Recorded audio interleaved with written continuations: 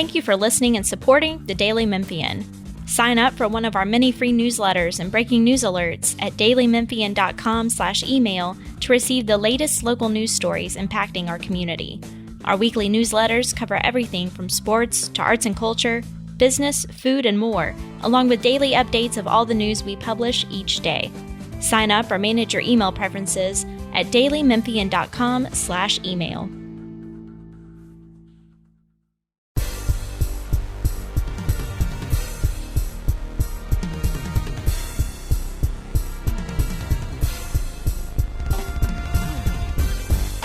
What's up, y'all? You're listening to the latest episode of the Tigers podcast. I'm Frank Bonner, joined by Steven Johnson as always.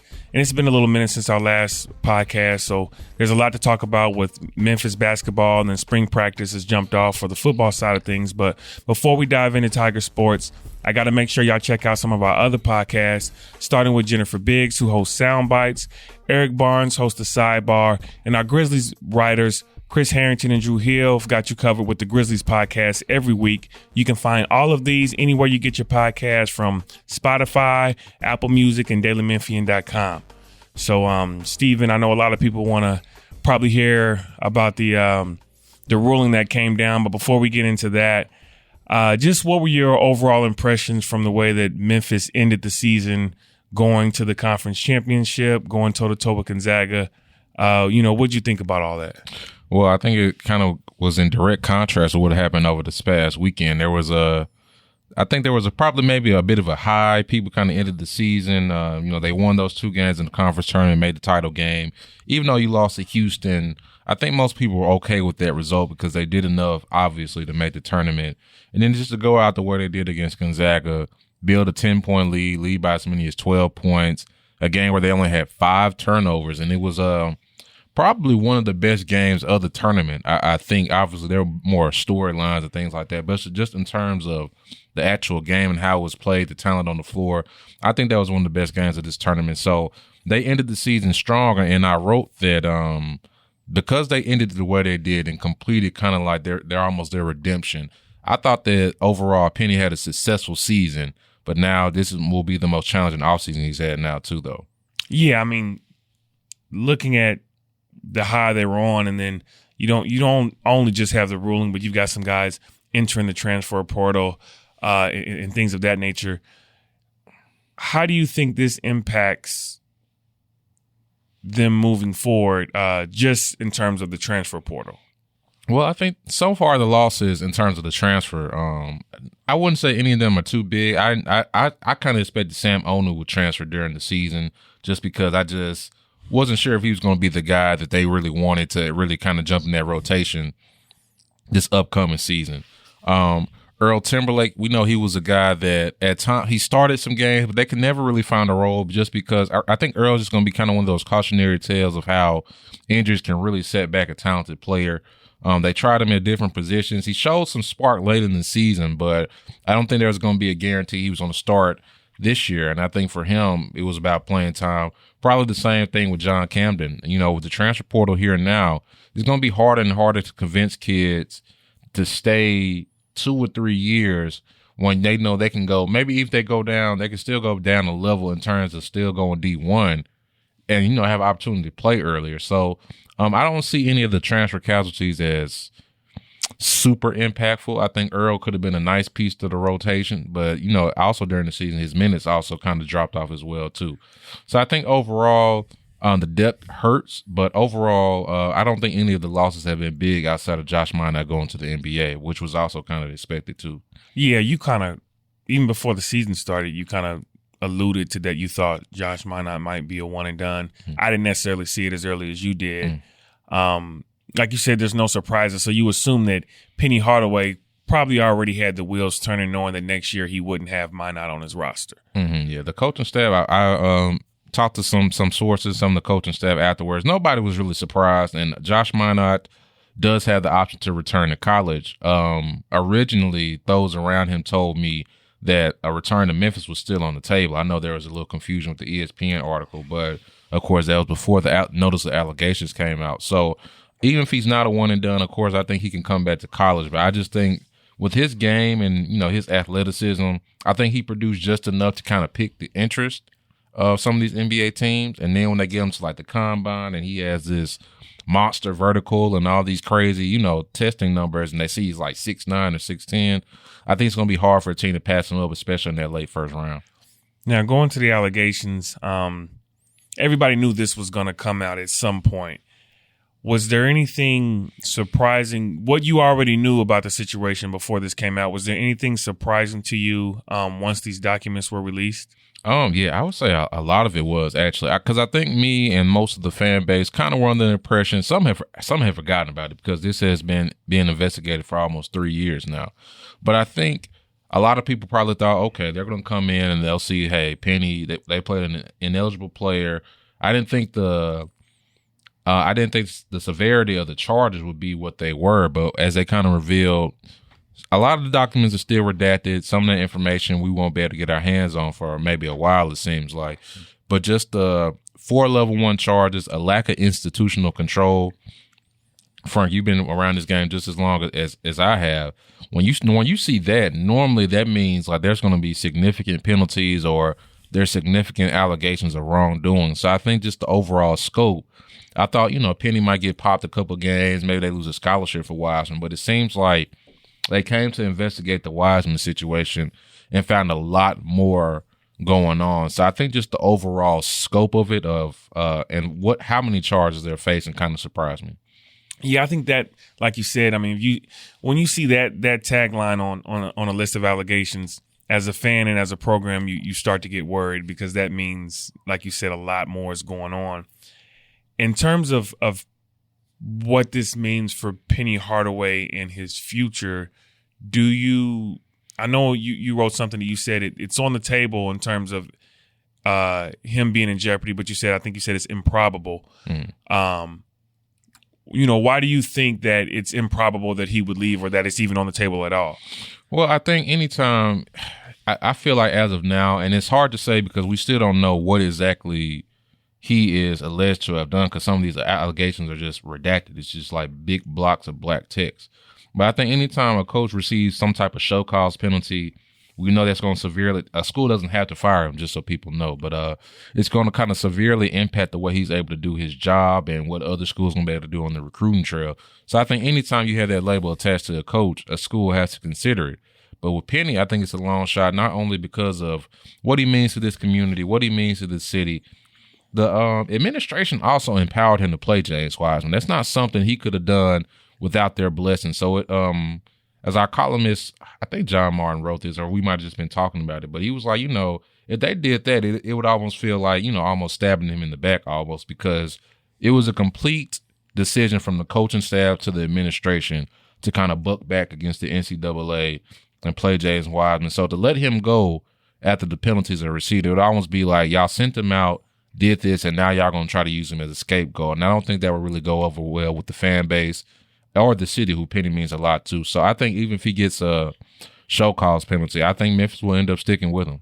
Yeah, because he was the face of the decision, but he wasn't the only mind that went into the decision. I do think that is important, that although a lot of this falls at the feet of Penny Hardaway, he wasn't the only one involved in how this stuff played out. Yeah, absolutely. He could not have done that without the blessing of the administration. So I just think, they're all in that together. So I think they will probably approach it from, we're all going to get through this together. And, I still don't know exactly what the punishment could be, man. It could be anywhere from a postseason ban to getting docked some scholarship. We just don't know because the only one case has been resolved.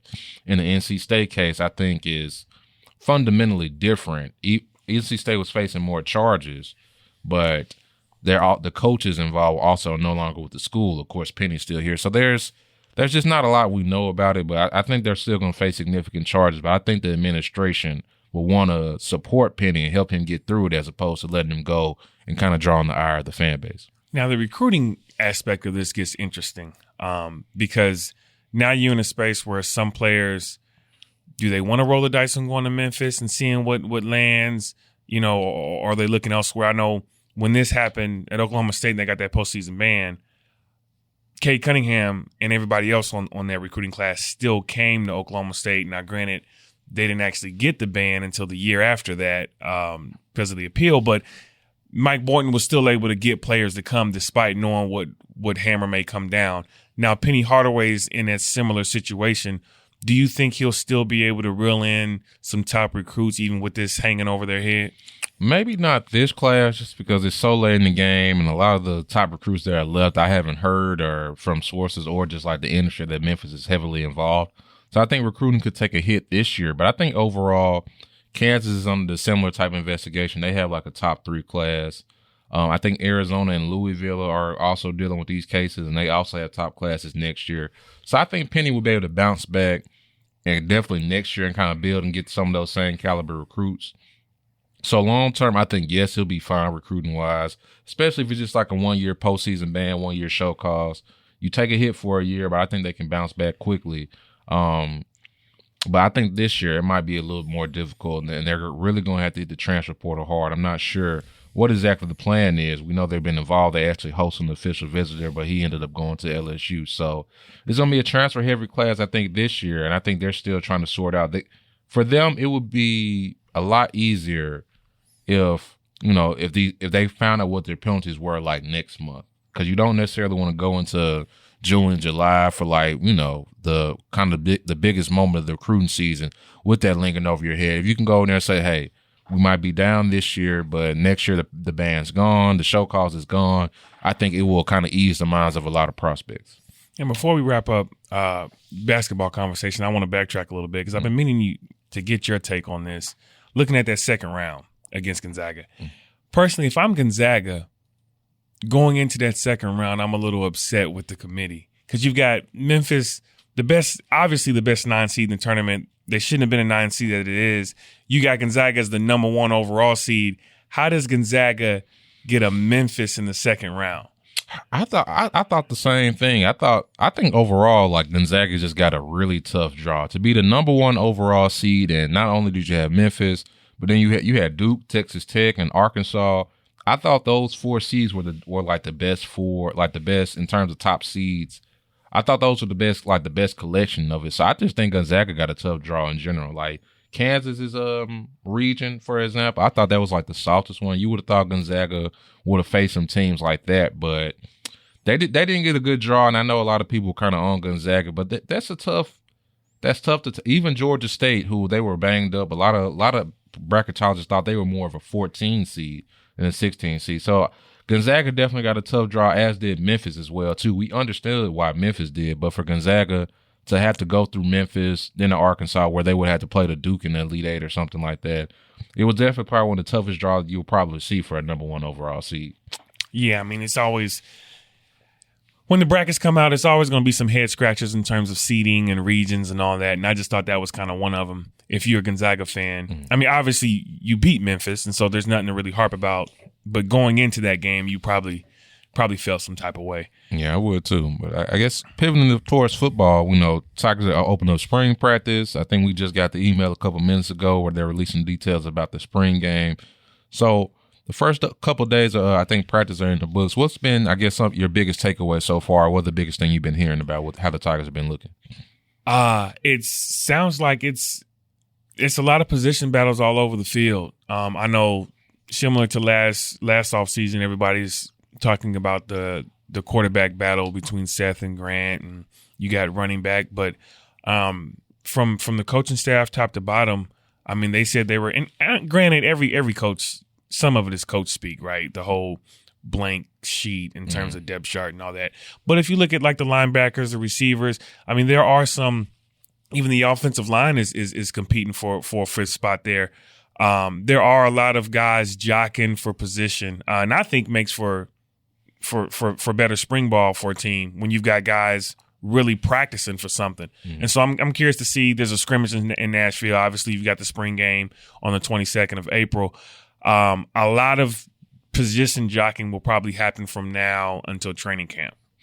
On the flip side, do you think? Because I remember Ryan had this kind of a similar storyline. There was position battles all over. Is it, on the flip side, just I guess maybe playing devil's advocate, is it really good that there are so many positions open and you don't have a bunch of guys, entrenched guys that already have control over their positions? You know what you're going to get from them going into next season. Yeah, I do think that would be that is concerning. But like I said, also I think the coaching staff may be playing the whole position battle up a little bit more than what it is. Like they talk about the position battle in receiver, right? And how deep that is, and everybody's got to, fight for their spot. Well, you kind of assume Javon Ivory's going to have his spot, right? You assume Eddie Lewis is going to be there. And so, there's possibility for some jocking there, but you can kind of brainstorm in your head who's going to have those positions, and you'll probably be right. I think that's just kind of one of those rah-rah things. But at the end of the day, I mean, there are some positions you have to fill. Losing some of the players you lost, Calvin Austin, Pickens, J.J. Russell, somebody has to step up in those spots. So I do think there will be battles in terms of who's going to lead certain position groups, not necessarily who's going to be playing, if that makes sense. How have we know Memphis? They made two new coordinator hires, offensive and defensive. What are some of the early returns about how the new two coordinators have kind of looked this spring? You said what's what? The two new coordinators, how they have looked. What's some of the things you heard about how they've been adjusting to them? Yeah, it sounds like things aren't a whole lot different, and Ryan Silverfield kind of alluded to that in both situations, mainly with the offense. That the offense, in terms of its mindset, isn't going to be a whole lot different than what they did in the past. Cramsey loves to run the ball. Memphis has tried to be a run-first offense last year, just didn't work out. So I think you're still going to see some of that. But, I talked to Asa Martin a couple of days ago just about Cramsey, and one, we talked about before, Cramsey not being opposed to lining a receiver up at running back and vice versa.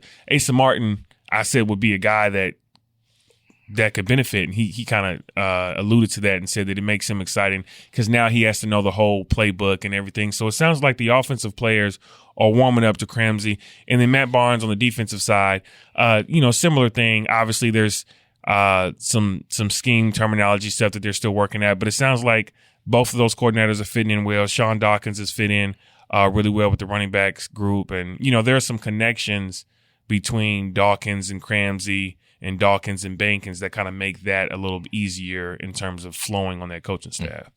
I was going to have to ask you about the quarterbacks. If you had to make a bet right now, who do you think would be the starting quarterback come the first game of the season? Seth. Just because I just have a hard time seeing them take that from Seth after what he did last year, unless Grant is just that much better. And who knows, he could be, but I just don't see you pulling that away from your last year's true freshman who was a freshman All-American. Now I see why you have the quarterback battle open in the first place, because last year Grant was the favorite before he got hurt and all that. But Seth kind of already has that locker room. But the flip side to that is, though, you've got a new coordinator who hasn't seen either one of them last year in terms of playing. And so, there's some fresh eyeballs on both of those guys, which I think plays in Grant's favor because they don't have that backwards knowledge of knowing what Seth did last year. I mean, you can look at it on paper, but they weren't here in this locker room to see that. So that works in Grant's favor. But I'm going to lean on Seth. Well, I guess on Saturday, the Tigers have a kind of an open practice scrimmage in Nashville. Frankie will be there. I guess, what are some of the things? Hopefully, Ryan opens it up a bit. I know the spring game, I think last year was very, very vanilla, which you kind of expect. But, some teams, they'll air it out a little bit more than Memphis did. But assuming they open it up a little bit for the fans and things like that, what are some things you're hoping to see on Saturday? The running backs, right? I want to see Ducker for the first time in person and see how he fits in that scheme. And then we only get to see 15 minutes of practice or whatever. But one of those things, I saw a little trick play. I don't know if that's going to come out in the scrimmage, to make it a little interesting. But obviously the quarterbacks, I haven't seen Grant actually throw a ball in a game type setting outside of those first 15 minutes that we get to see every now and then. And so I'm looking to see just what are Grant's skill sets that puts him in a running to possibly take Seth's job. And then, I'm curious to see who they're going to put at the linebackers in terms of the the ones and the twos and everything. And so, you know, just those type of takeaways will probably be, you know, kind of be big to see what happens there. Well, it should be fun. You get a chance to look at a couple newcomers that could have an impact on the Tigers. So we'll check back in with you guys. We'll try to update you guys on what's going to happen with the basketball team. And Memphis spring practice is heating up. So thank y'all for joining us, and we'll catch y'all next time.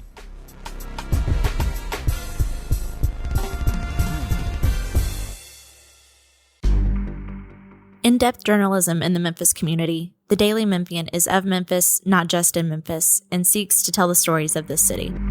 TheDailyMemphian.com. Truth in place.